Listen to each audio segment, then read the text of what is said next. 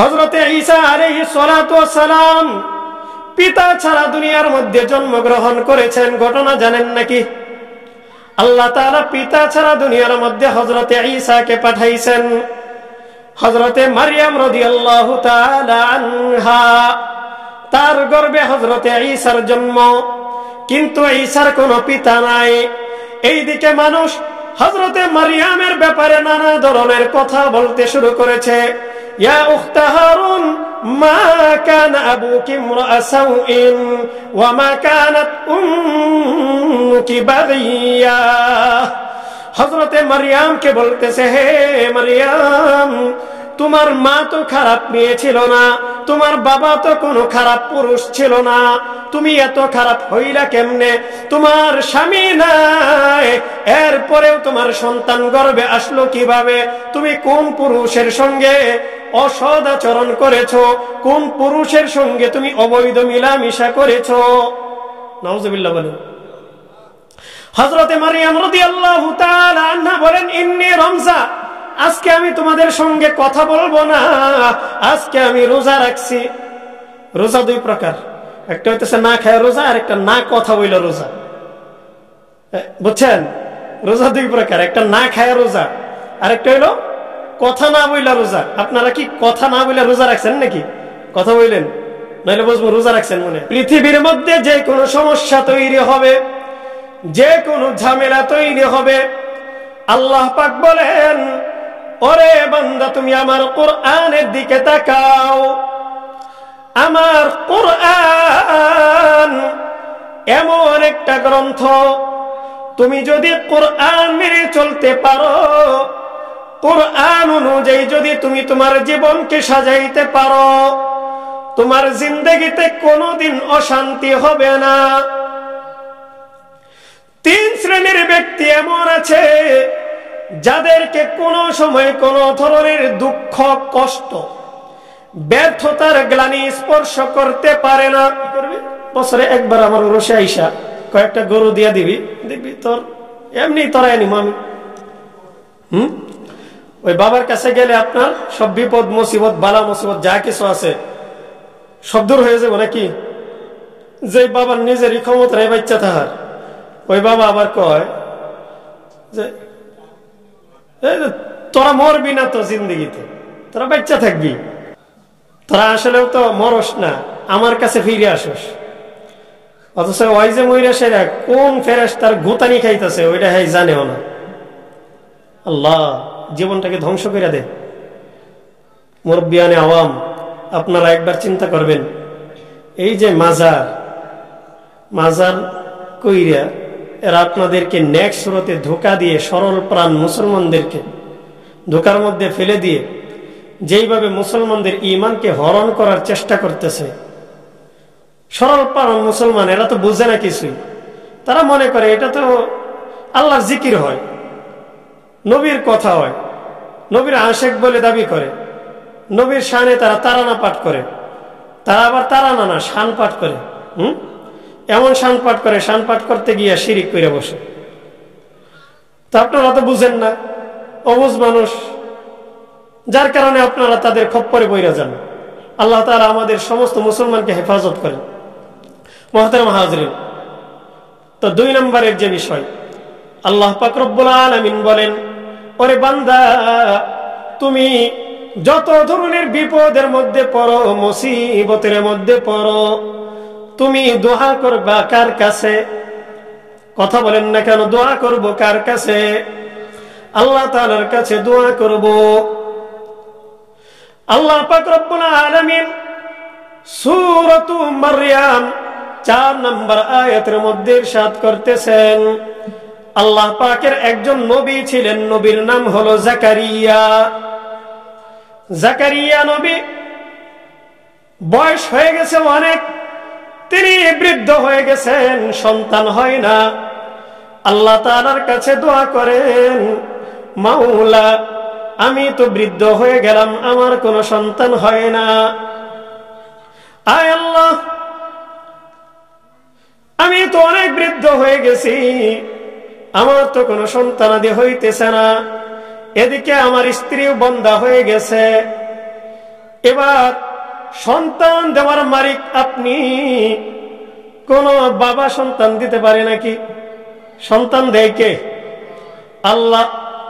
হযরতে জাকারিয়া আল্লাহ তাআলার কাছে দাঁড়িয়ে দুইটি হাত তুলে দিয়ে দোয়া করতেছেন, গো মাওলা, আমি সন্তান পাইলাম না, বৃদ্ধ হয়ে গেলাম, এখনো পর্যন্ত আমার কোনো সন্তান হয় না। আয় আল্লাহ, আপনি আমাকে একজন সন্তান দান করেন। আল্লাহ তাআলার কাছে তিনি চান, বৃদ্ধ হয়ে গেছেন, এরপরেও সন্তান চান, আশাহত হন না। হযরতে জাকারিয়া আলাইহিস সালাতু ওয়াস সালাম আল্লাহ তাআলার নবী, আল্লাহ তাআলার পয়গম্বর, তিনি সন্তান চান কার কাছে? আল্লাহ তাআলার কাছে। তাও কোন সময়? কোন সময়? যখন তিনি বৃদ্ধ হয়ে গেছেন। এরকম বার্ধক্যে উপনীত হওয়ার পর সন্তান চাওয়া, এটা কিন্তু চারটিখানি ব্যাপার না। কথা বলেন ঠিক কি ঠিক না? কি আমাদের মধ্যে যারা বুড়া আছেন, দাদারা আছেন, এখনো কি সন্তান চান নাকি? হ্যাঁ, চারটিখানি ব্যাপার না। আল্লাহ তাআলার উপর সর্বোচ্চ ভরসা থাকার কারণেই তিনি আল্লাহ তাআলার কাছে বার্ধক্যে উপনীত হওয়ার পরেও সন্তান চাইতেছেন, কোন বাবার কাছে ধরা দেন নাই। সন্তান চান কার কাছে? আল্লাহ তাআলার কাছে। হযরতে জাকারিয়া আলাইহিস সালাতু ওয়াস সালাম আল্লাহ তাআলার কাছে দোয়া করতেছেন, রব্বি ইন্নী ওয়াহানাল আযমু মিন্নী ওয়াশতাআলার রাসু শাইবা, রব্বি ইন্নী ওয়াহানাল আযমু মিন্নী, হায় আমার রব, ওয়াহানাল আযমু মিন্নী, আমার শরীরের হাড্ডিগুলো দুর্বল হয়ে গেছে, ওয়াশতাআলার রাসু শাইবা, এবং আমার মাথার চুলগুলো পেকে গেছে, ওয়ালাম আকুন বিদুআইকা রব্বি শাকিয়া, কিন্তু আজ পর্যন্ত আমি আপনার কাছে যত দোয়া করেছি, কোন দোয়া থেকে আপনি আমাকে ব্যর্থ করে ফিরিয়ে দেন নাই। বলি আল্লাহু আকবার। আজ পর্যন্ত আমি আপনার কাছে যত দোয়া করেছি, আপনি আমাকে ব্যর্থ করেন নাই, খালি হাতে ফিরিয়ে দেন নাই। আমার সমস্ত দোয়াই আপনি কবুল করেছেন। এই কারণে বার্ধক্যে উপনীত হওয়ার পর আমি যদিও এখনো পর্যন্ত সন্তানের মুখ দেখতে পারি নাই, কিন্তু আপনি যদি আমার উপর মেহেরবানি করেন, আপনি যদি আমার উপর দয়া করেন, তাহলে এই বয়সেও আমি আপনার উপর পূর্ণাঙ্গ বিশ্বাস এবং ভরসা রাখি। আয় আল্লাহ, আপনি এই বয়সেও আমাকে একজন সন্তান দিতে পারেন। বলি আল্লাহু আকবার। হযরতে জাকারিয়া আলাইহিস সালাতু ওয়াস সালাম আল্লাহ তাআলার উপর ভরসা করেছেন, দোয়া করেছেন আল্লাহ তাআলার কাছে, সন্তান পান না, দোয়া করেছেন কার কাছে? কোন বাবার কাছে যান নাই, কোন তন্ত্রমন্ত্রের মুখাপেক্ষী হন নাই। আজকালকার বাবারা দেখা যায় তার মুরিদদেরকে বলে, তোমরা তোমাদের বউকে নিয়ে আসো, বউয়ের বাচ্চা হয় না, এরে তোর বউকে আমার কাছে বর্গা দে, কি দে, তোর বউকে আমার কাছে 1 রাত্রের জন্য, 2 রাত্রের জন্য, 3 রাত্রের জন্য রেখে যা। নাউজুবিল্লাহ বলেন।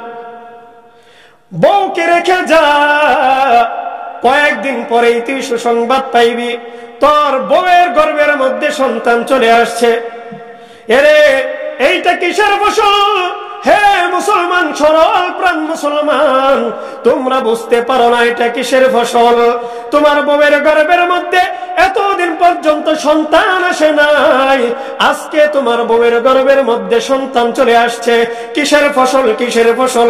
ওই যে তুমি 1 রাত্রির জন্য, 2 রাত্রির জন্য, 3 রাত্রির জন্য তুমি তোমার বউকে ওই বাবার কাছে রেখে আসছো, আর বাবা তোমার বউয়ের সঙ্গে ফষ্টি নষ্টি করেছে, তোমার বউয়ের সঙ্গে নানা ধরনের অপকর্ম এবং নানা ধরনের অশ্লীলতায় লিপ্ত হয়েছে। তোমার বউকে একাকিত্ব এবং নির্জনের মধ্যে নিয়ে তোমার তোমার বউয়ের সঙ্গে খারাপ আচরণ করেছে, তোমার বউকে সে ইউজ করেছে, ব্যবহার করেছে, যার কারণে আজকে তোমার বউয়ের গর্ভের মধ্যে সন্তান চলে আসছে। এটা কিসের কারণে? ওরে নাফরমান বান্দা, তুই আজ পর্যন্ত বুঝতে পারলি না এরা তোদেরকে কিভাবে ধোঁকা দিচ্ছে। এরা কত বড় নাফরমান, কত বড় বেঈমান, এরা কত বড় নাফরমান। এরা শিরিকের দরজা খুলে বসেছে, শিরিকের আখড়া খুলে বসেছে। এইখানে বসে মানুষদেরকে ধোঁকায় ফেলে দিচ্ছে, মানুষদের ঈমান নিয়ে খেলা করতেছে, মানুষের ঈমানকে ধ্বংস করে দিচ্ছে, মানুষের ঈমান নিয়ে তামাশা শুরু করে দিয়েছে। আজ পর্যন্ত যদি তোমরা বুঝতে না পারো, একদিন এমন আসবে, এমন আসবে তোমাদের স্ত্রী সন্তান, তোমাদের স্ত্রী সন্তান তাদের সম্ভ্রমকে হারিয়ে ফেলবে, তোমরা কিছুই বলতে পারবা না, বাকরুদ্ধ হয়ে বসে থাকবা, তোমাদের বলার মতো কিছুই থাকবে না। এরা দিন দিন এমন ভাবে পাখা গজাইতেছে, সারা বাংলাদেশের মধ্যে এরা এমন ভাবে ছড়িয়ে যাচ্ছে, এদের বিষ বাষ্প সারা বাংলাদেশের মধ্যে এমন ভাবে ছড়িয়ে দিচ্ছে, এমন ভাবে ছড়িয়ে দিচ্ছে যেটা তোমরা কল্পনাও করতে পারো না, কল্পনাও করতে পারো না। ও সাথী অন্তরের মানুষ, তোমাদেরকে আজকে বলে যাই, আমার ভাই তোমরা আমার দাদা, তোমরা আমার চাচা, আজকে যদি তোমাদেরকে আমি না বলি আর কে বলবে? আমার চাইতে বড় হিতাকাঙ্ক্ষী তোমাদের জন্য আর কে হবে? আজকে এরা তোমাদের জন্য এত বড় ভণ্ডামির দরজা খুলে বসেছে, এরা তোমাদের ঈমান নিয়ে এমন ভাবে তামাশা করতেছে, তোমাদের ঈমানকে হরণ করার জন্য এমন চক্রান্ত করতেছে। এই চক্রান্ত তোমরা সরল প্রাণ মানুষ বুঝতে পারো না। এই বুঝতে না পারার কারণে আজকে তোমরা তোমাদের বউকে তাদের কাছে পাঠিয়ে দাও। আজকে তোমরা তাদের খল চাতুরি বুঝতে পারো না, তোমরা তাদের নাফরমানির পথগুলো ধরতে পারো না। এরা যদিও বলে আমরা কোরআন মানি, আমরা হাদিস মানি, আল্লাহর কসম করে বলছি, আল্লাহর কসম করে বলছি, আল্লাহর কসম করে বলছি, আল্লাহর রাসূলের জমানা থেকে নিয়ে আজ পর্যন্ত সাহাবায়ে কেরাম গেছেন, তাবিঈন গেছেন, তাবউত তাবিঈন গেছেন, আইম্মে মুজতাহিদিন গেছেন, খুলাফায়ে রাশিদিন গেছেন, এরকম ভাবে ফুকাহায়ে কেরাম বহু সালফে সালিহিন চলে গেছেন। উলামায়ে আহনাফ, উলামায়ে শাফিঈ, উলামায়ে আহমদ ইবনে হাম্বল, উলামায়ে মালিক, সমস্ত উলামায়ে কেরাম গেলেন। কত মানুষ চলে গেলেন যারা দ্বীনের জন্য বহু মেহনত করেছেন, দ্বীনের জন্য তারা নিজেদের জীবনকে উৎসর্গ করে দিয়েছেন।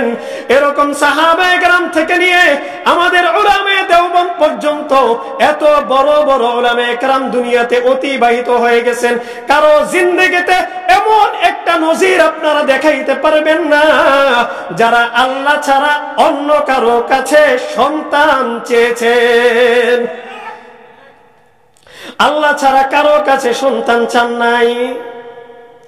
আল্লাহর হাবিব বলেছেন, আল্লাহ পাক রব্বুল আলামিন সূরাতুল আহজাবের মধ্যে ঘোষণা করে দিয়েছেন, ওয়াকরনা ফি বুয়ুতিকুন্না ওয়ালা তাবাররাজনা তাবাররুজাল জাহিলিয়াতিল উলা ওয়া আকিমনাস সালাতা ওয়া আতিনাজ যাকাতা ওয়া আতি'না আল্লাহা ওয়া রাসূলাহু। বলি আল্লাহু আকবার। আল্লাহ তাআলা বলতেছেন, তোমরা তোমাদের নারীদেরকে ঘরের মধ্যে বন্দী করে রাখো। এখন তো কেমন যে এই দেখ শুরু করছে হুজুর, নারীদেরকে বন্দী করে রাখো। বন্দী করে রাখার অর্থ এই না যে অশ্লীলতার সাথে তোমরা তোমাদের নারীদেরকে বের হতে দিবে। আরে বন্দী করে রাখার অর্থ হচ্ছে এটা, পর্দার সহিত তারা তাদের কর্মস্থল, তাদের যে কোনো প্রয়োজনে তারা বের হতে পারে, কোনো সমস্যা নেই। বাকি কথা হচ্ছে তারা যখন বের হবে তখন যেন পর্দার সহিত বের হয়। সেখানে আজকে এরকম ভণ্ডামির আখড়া খুলে দিয়ে পর্দাকে লঙ্ঘন করে নারী পুরুষের অবাধ মিলামিশার একটা পরিবেশ কায়েম করেছে। মদ গাঁজার আসর বসিয়ে মানুষের ঈমানকে নষ্ট করে দিচ্ছে। মুহতারাম হাজরিন, আজকে এদের ব্যাপারে যদি আপনি সতর্ক না হতে পারেন, ভবিষ্যতে আপনার সন্তান ঈমান হারা হওয়ার জন্য এরাই যথেষ্ট। আমি আমার এলাকা বলে, আমার এলাকা সম্পর্কে কিছুটা হলেও তো আইডিয়া আছে, কি বলেন? আমার এলাকার মধ্যে ভণ্ডামি আছে কি না আমি সরাসরি বলে দিচ্ছি, স্পষ্টভাবে বলে দিচ্ছি। ওদের অনেক ওই যে জাঙ্গা মেঙ্গা অনেকেই ছিল, জাহাঙ্গীর চট্টগ্রামের অনেক চ্যালেঞ্জ দিয়েছে। ওই বেটা চ্যালেঞ্জ দিয়া আলী হাসান ওসামার সঙ্গে চ্যালেঞ্জ দিয়া শেষ পর্যন্ত জায়া সেইরা কোন চিপার মধ্যে ঘাপটি মাইরা বইছে। আলী হাসান ওসামা যখন তার চ্যালেঞ্জ গ্রহণ করছে তখন ওই অসভ্য গর্তের মধ্যে ঢুকছে। কয়েকদিন পরে বের হয়ে কয়, আলী হাসান ওসামা কে ডাবা? আলী হাসান ওসামা কে? জাঙ্গা তুমি সামনে আসো, প্রমাণ হয়ে যাবে। জাহাঙ্গীর নাম বিকৃত করা ঠিক না, এরপরে করতে বাধ্য হই। এই জন্যই যারা আমার আল্লাহর দ্বীনকে বিকৃত করতে পারে ওদের নামকে বিকৃত করার অধিকার আমাদের আছে। কথা বলেন ঠিক কি ঠিক না? যারা দ্বীনকে বিকৃত করবে, দ্বীনের নামে বেদিনী ছড়াবে সারা দুনিয়ার মধ্যে, এদের নামকে বিকৃত করলে আর কি আসে যায়? এরা নামে জাহাঙ্গীর কিন্তু কর্মে জেঙ্গা। কথা বলেন ঠিক কি ঠিক না? আল্লাহ তাআলা হেদায়েত দান করুক। কোরআন হাদিসের দলিল হচ্ছে আমাদের আসল দলিল।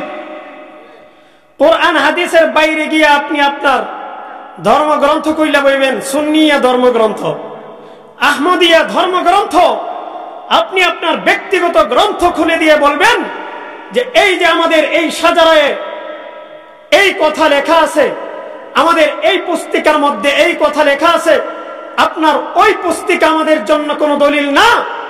আল্লাহর রাসূল বিদায় হজের ভাষণে বলে গিয়েছেন, তারাকতু ফীকুম আমরাইন লান তাদিল্লু মা তামাসসাকতুম বিহিমা কিতাবাল্লাহ ওয়া সুন্নাত রাসূলিহি। আল্লাহর হাবিব বলেছেন, আমি তোমাদের জন্য দুইটা জিনিস রেখে গেলাম, এই দুই জিনিসকে যদি তোমরা প্রকৃতপক্ষে আঁকড়ে ধরে থাকতে পারো তাহলে কোশ্চিনকালেও তোমরা পথভ্রষ্ট হবে না। এক নাম্বার কিতাবুল্লাহ, আল্লাহ তাআলার কিতাব। দুই নাম্বার ওয়া সুন্নাত রাসূলিহি, তার হাবিবের সুন্নাত। বলি সুবহানাল্লাহ। তাহলে আমাদের জন্য দলিল কয়টা? কথা বলেন, দলিল কয়টা? দুইটা। এবং কোরআন হাদিস ঘাটাঘাটি করার পর আরো দুইটা দলিল বের হয়ে আসে। সেগুলোর একটা হচ্ছে ইজমাউল উম্মাহ, আরেকটা হলো কিয়াস। সর্বমোট শরঈ বিষয়ের দলিল হচ্ছে চারটা: কোরআন, হাদিস, ইজমা, কিয়াস। এই চার দলিলের বাহিরে যারাই দলিল দেওয়ার চেষ্টা করবে বুঝতে হবে এরা ভণ্ড, এরা প্রতারক, এরা মিথ্যাবাদী, এরা দ্বীন ধর্মকে নষ্ট করার জন্য, এই দুনিয়ার মানুষের ঈমানকে হরণ করার জন্য পাইতারা চালাচ্ছে। কথা বলেন ঠিক কি ঠিক না?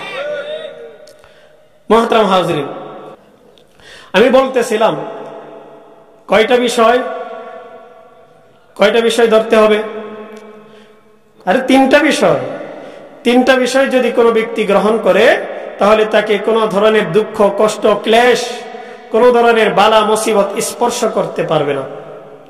আল্লাহ তাআলা বলেন এই তিন বিষয়ের মধ্যে এক নম্বর হচ্ছে কোরআন তিলাওয়াত করা এবং সেই অনুযায়ী নিজের জীবনকে সাজানো।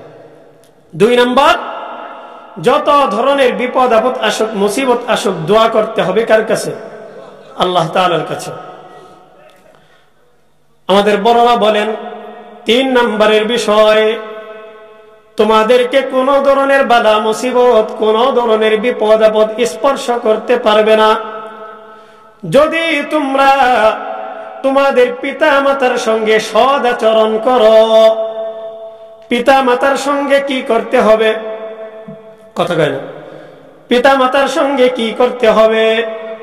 পিতা মাতার সঙ্গে ভালো ব্যবহার করতে হবে, সদাচরণ করতে হবে।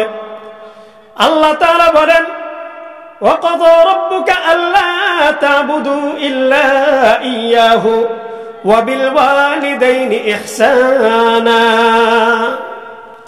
إِمَّا يَبْلُغَنَّ عِندَكَ الْكِبَرَ أَحَدُهُمَا أَوْ كِلَاهُمَا فَلَا تَقُل لَّهُمَا أُفٍّ وَلَا تَنْهَرْهُمَا وَقُل لَّهُمَا قَوْلًا كَرِيمًا। আল্লাহ তাআলা বলেন, ওয়াকাদা রাব্বুকা, তোমার রব তোমার ব্যাপারে ফয়সালা করে দিয়েছেন, আল্লাহ তা'বুদু ইল্লা ইয়্যাহ, তুমি একমাত্র ইবাদত করবা কার? কথা কয় না, একমাত্র ইবাদত করব কার? আল্লাহ তাআলা বলেন ইবাদত করবা আমার। এরপরে তোমাদের জন্য 6টা দায়িত্ব, তোমাদের পিতা মাতার ব্যাপারে 6টা দায়িত্ব পালন করতে হবে। কয়টা দায়িত্ব? 6টা দায়িত্ব পালন করতে হবে। ওয়াবিল ওয়ালিদাইনি ইহসানা, তোমাদের পিতা মাতার সঙ্গে তোমাদের 1 নম্বরের দায়িত্ব হলো তাদের সঙ্গে সৎ আচরণ করতে হবে। কি করতে হবে? সৎ আচরণ করতে হবে, ভালো ব্যবহার করতে হবে। ইম্মা ইয়াবলুগান্না ইনদাকাল কিবারা আহাদুহুমা আও কিলাহুমা, আল্লাহ তাআলা বলেন 2 নম্বরের দায়িত্ব হলো ইম্মা ইয়াবলুগান্না ইনদাকাল কিবারা আহাদুহুমা, যদি তোমাদের পিতা মাতার 2 জনের একজন বৃদ্ধ হয়ে যায়, আহাদুহুমা 2 জনের একজন যদি বৃদ্ধ হয়ে যায়, আও কিলাহুমা অথবা উভয়জন যদি বৃদ্ধ হয়ে যায়, ফালা তাকুল লাহুমা উফিন, তাহলে তাদেরকে তোমরা উফ শব্দটাও বলিও না। 2 নম্বরের কাজ কি? পিতামাতাকে উফ শব্দটাও বলা যাবে না। পিতামাতা স্বাভাবিকভাবে মানুষ বৃদ্ধ হয়ে গেলে তাদের মেজাজটা অন্যরকম হয়ে যায়, তখন তারা একটু খেটখেটে টাইপের হয়, ঠিক কি ঠিক না? এখন বৃদ্ধ মানুষ এমনিতেই সাধারণ কিছু দেখলেই খেইপা যায়। খেইপা গিয়া যদি আপনাকে একটা ধমক দেয়, আপনি যদি সাথে সাথে বইলা ফেলেন উফ, তাহলে আপনার এই উফ শব্দের কারণে আপনার পিতামাতা কষ্ট পাবে। এই কারণে আল্লাহ তাআলা বলেন, বান্দা তোমার বাবা মা দুনিয়ার মধ্যে বেঁচে আছে, তারা বৃদ্ধ হয়ে গেছে, তাদের কোনো আচরণের কারণে, কথার কারণে, কোনো ব্যবহারের কারণে কখনো তাদেরকে উফ শব্দটাও বলিও না। ওয়ালা তানহারহুমা, 3 নম্বরের দায়িত্ব হলো তাদেরকে তোমরা ধমক দিও না। আজকাল তো পিতা মাতাকে ধমক দেয়, পিতা মাতাকে প্রহার করে গালি দেয়, আরো কত ধরনের কত ঘটনা ঘটে, পিতা মাতাকে নিজ হাতে হত্যাও করে। কথা ঠিক কি ঠিক না? ওয়াকুল লাহুমা কওলান কারীমা, আল্লাহ তাআলা বলেন 4 নম্বরের দায়িত্ব হলো তাদের সঙ্গে তোমরা সব সময় সুন্দর ভাষায় ভদ্রতার সঙ্গে কথা বলো। ওয়াকফিজ লাহুমা জানাহাদ যুল্লি, ওয়াকফিজ লাহুমা জানাহাদ যুল্লি মিনার রাহমাহ, আল্লাহ তাআলা বলেন তাদের সাথে তাদের সামনে তোমরা তোমাদের নম্রতা এবং ভদ্রতার চাদরটাকে বিছিয়ে দাও। 5 নম্বর ওয়াকুল লাহুমা কওলান কারীমা ওয়াকফিজ লাহুমা জানাহাদ যুল্লি মিনার রাহমাহ। 6 নম্বর হলো ওয়াকুর রাব্বিরহামহুমা কামা রাব্বায়ানি সগীরা, তোমাদের পিতা মাতা দুনিয়ার মধ্যে জীবিত আছেন, তাদের জন্য 2টি হাত তুলে দিয়ে আল্লাহ তাআলার কাছে দোয়া করো, রব্বিরহামহুমা কামা রাব্বায়ানি সগীরা। আয় আল্লাহ, আমরা ছোট থাকা অবস্থায় আমাদের পিতা মাতা যেরকম ভাবে আমাদের সেবা করেছেন, লালন পালন করেছেন, আমাদের জন্য বহু কষ্ট করেছেন, ত্যাগ স্বীকার করেছেন, তারা নিজেরা না খেয়ে আমাদেরকে খাইয়েছেন, তারা নিজেরা না পরে আমাদেরকে পরিয়েছেন, শীতের রাত্রে আমি যখন পেশাব করে দিয়েছি আমার মায়ের শরীরটা ভিজে গেছে। আমার মা তার শরীরটাকে একটু সেভ করে, আমার শীতের মৌসুমে আমি পেশাব করে দিয়েছি, জামা ভিজে গেছে, আমার জামা খুলে দিয়ে নতুন জামা পরিয়ে দিয়েছে, আমাকে নতুন বিছানার মধ্যে শুইয়ে দিয়েছে। যেই জায়গার মধ্যে পেশাব করে দিয়েছি ওই জায়গার মধ্যে আমার মা শুয়ে পড়েছে, আমাকে ভিজা জায়গার মধ্যে রাখে নাই। আমার ঠান্ডা লেগে যাবে বলে, আমার কষ্ট হবে বলে আমার মা কষ্ট করেছে, আমাকে কষ্ট পাইতে দেয় নাই। আয় আল্লাহ, আমার যেই মা আমার জন্য এত কষ্ট করেছে, মাওলা আজকে আমার মা দুনিয়া থেকে চলে গেছে, আজকে আমার মা দুনিয়া থেকে চলে গেছে। মাওলা তুমি আমার মাকে তোমার রহমতের চাদরের মধ্যে, মা যেরকম ভাবে দুনিয়াতে আমাকে সেবা করেছেন, লালন পালন করেছেন, এই রকম ভাবে তুমি তোমার রহমতের চাদরের মধ্যে আমার মাকে লালন পালন করো। এইভাবে আল্লাহ তাআলার কাছে দোয়া করা। তাহলে 3 নম্বরের কাজ হলো পিতা মাতার সঙ্গে সৎ আচরণ করা। 1 নম্বর কোরআন তিলাওয়াত করা এবং তদনুযায়ী নিজের জীবনকে সাজানো। আল্লাহ পাক রব্বুল আলামিন সূরাত তাহার মধ্যে বলে দিয়েছেন, সূরাত তাহার 2 নম্বর আয়াত, মা আনজালনা আলাইকাল কুরআনা লিতাশকা, আমি এই কুরআন আপনাকে কষ্ট দেওয়ার জন্য নাজিল করি নাই। তাহলে কোরআন নাজিল করেছেন আমাদের কিসের জন্য বলেন তো দেখি? আরে কষ্ট দেওয়ার জন্য নাজিল করেন নাই, তাহলে কিসের জন্য নাজিল করছেন? আমাদের সুখের জন্য, শান্তির জন্য। কথা ঠিক কি ঠিক না? আল্লাহ তাআলা বলেন আমি কোরআন নাজিল করেছি তোমাদের সুখের জন্য, তোমাদের শান্তির জন্য। তবে কথা হলো কোরআন তিলাওয়াত করতে হবে এবং কোরআন অনুযায়ী তোমাদের জীবনকে সাজাইতে হবে। 2 নম্বরের বিষয় হলো যত ধরনের প্রয়োজন হয় সব ধরনের প্রয়োজনে তোমরা আল্লাহ তাআলার কাছে দোয়া করবা, অন্য কারো কাছে দোয়া করবা না। আল্লাহ পাক রব্বুল আলামিন হযরতে জাকারিয়া আলাইহিস সালাতু ওয়াস সালামের ঘটনার মাধ্যমে আমাদেরকে বুঝিয়ে দিচ্ছেন, জাকারিয়া বার্ধক্যে উপনীত হওয়ার পর অন্য কারো কাছে সন্তান চায় না, আমার কাছে সন্তান চায়। জাকারিয়া যেরকম ভাবে আমার কাছে দোয়া করেছে, ওরে আমার বান্দারা এইরকম ভাবে তোমরা আমার কাছে দোয়া করো। 3 নম্বর পিতা মাতার সঙ্গে সৎ আচরণ করা। আল্লাহ পাক রব্বুল আলামিন তার নবী হযরতে ঈসা আলাইহিস সালাতু ওয়াস সালাম যখন ছোট ছিলেন, ছোট শিশু ঈসার ঘটনা বর্ণনা করে উদাহরণ দিচ্ছেন মায়ের সঙ্গে কেমন সদাচরণ হইতে হবে।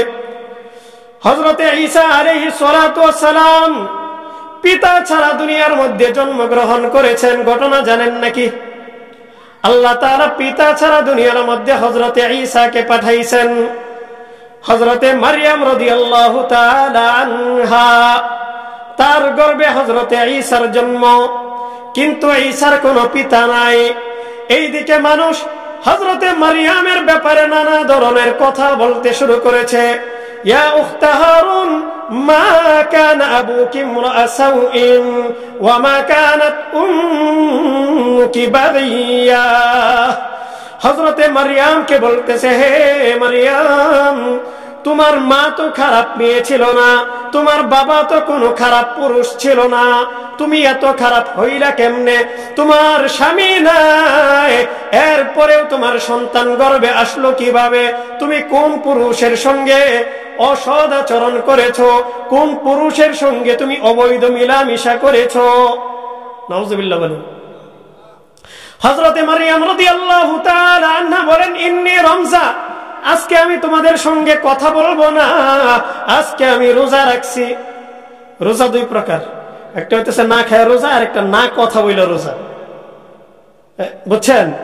রোজা 2 প্রকার, একটা না খায় রোজা, আর একটা হইলো কথা না বইলা রোজা। আপনারা কি কথা না বইলা রোজা রাখছেন নাকি?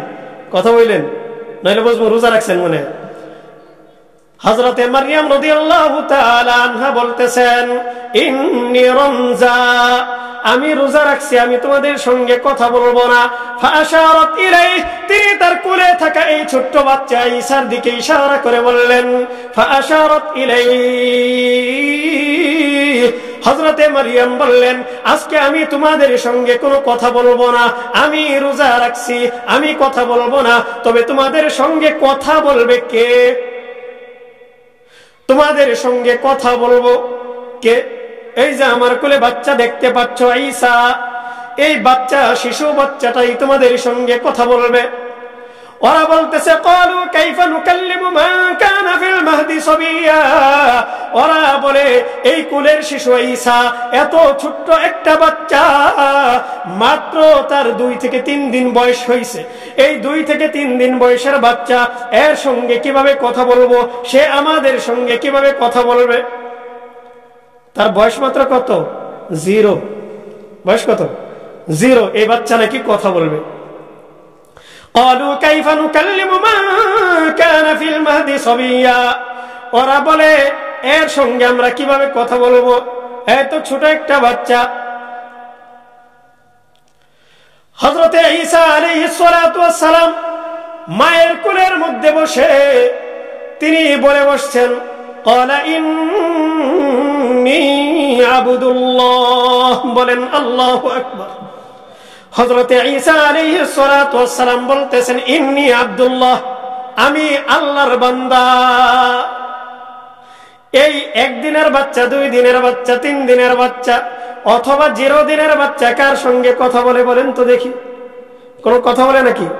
আরে 2.5 মাস, 1.5 মাস, 2.5 বছর, 2 বছর পর্যন্ত বাচ্চা ব্যাককলের মতো আসমানের দিকে তাকায় থাকে, ঠিক কি ঠিক না?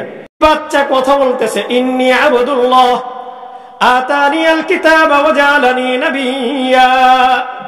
তিনি বলতেছেন, আল্লাহ তাআলা আমাকে কিতাব দান করেছেন, আতানিয়াল কিতাবা ওয়া জাআলানি নাবিয়্যা, এবং তিনি আমাকে নবী বানিয়েছেন। বলি আল্লাহু আকবার। ছোট্ট বাচ্চা ঈসা তার মায়ের অপমান সহ্য করতে পারে নাই, মায়ের সঙ্গে এত সদাচরণ করে। ছোট্ট বাচ্চা, বয়স হয় নাই, মাত্র 1 দিনের বাচ্চা মায়ের সঙ্গে খারাপ আচরণ করতেছে, এলাকার মানুষ সহ্য করতে পারে নাই। আল্লাহ তাআলা জবান খুলে দিয়েছেন। হযরতে ঈসা বলতেছেন, আমার মা কোনো অন্যায় করে নাই, আমাকে আমার রব দুনিয়াতে পাঠিয়েছেন। আমার রব যেরকম ভাবে হযরতে আদম আলাইহিস সালাতু ওয়াস সালামকে বাবা এবং মা ছাড়া দুনিয়ার মধ্যে সৃষ্টি করেছেন, যে আল্লাহ বাবা এবং মা ছাড়া আদমকে দুনিয়াতে পাঠাইতে পারেন, ওই আল্লাহ শুধু বাবা ছাড়া সন্তান পাঠাইতে পারেন কি পারেন না? আরো জোরে কন্যা। আল্লাহ তাআলা আদমকে তো বাবা এবং মা ছাড়া পাঠাইছেন, ওই জায়গার মধ্যে আমাকে পাঠাইছেন মাত্র বাবা ছাড়া, মা তো আছে। মায়ের কষ্ট, মায়ের অপমান তিনি সহ্য করতে পারেন নাই, প্রতিবাদ করে বসছেন, ইন্নী আব্দুল্লাহ। ওরে আল্লাহর বান্দারা, তোমরা শুনে রাখো, আমি আল্লাহর বান্দা। আতানিয়াল কিতাবা ওয়া জাআলানি নাবিয়্যা। আল্লাহ আমাকে কিতাব দান করেছেন এবং আমাকে তিনি নবী বানিয়েছেন। বলি আল্লাহু আকবার। এই কারণে 3টা জিনিস যদি আমরা পালন করতে পারি, গ্রহণ করতে পারি, আল্লাহ পাক রব্বুল আলামিন আমাদেরকে বালা মুসিবত এবং যত ধরনের বিপদ আপদ আছে এইগুলো থেকে হেফাজত করবেন। 3 বিষয় আমরা বুঝতে পারলাম তো? মুহতারাম হাজরিন, ওই চুরের গল্প করতে গিয়ে আমি আমার মূল আলোচ্য বিষয় থেকে দূরে সরে গিয়ে এই দিকে চলে গেছিলাম।